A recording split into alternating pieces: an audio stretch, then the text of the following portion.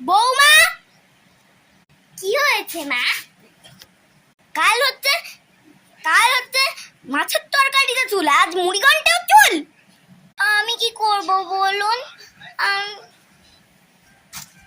কি করব মানে?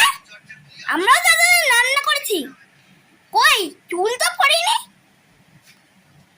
আবার যদি চুল পড়ে না, আচ্ছা আচ্ছা কিছুদিন।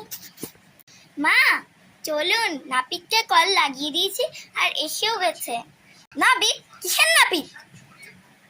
আরে যতদিন আমাদের মাথায় চুল আছে ততদিন তো খাবারে পড়বেই।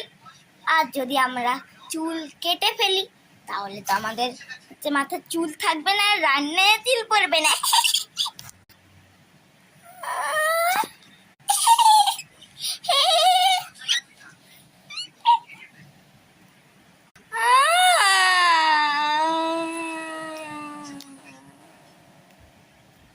কি করে আমি বলেছিলাম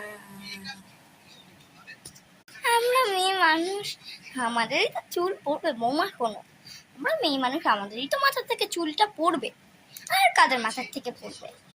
আর এমনি খাবার বানানোর সময় একটু একটু চুল তো পড়বেই, তাতে কি হয়েছে? না তুমি এই নশো কোথায় গেল?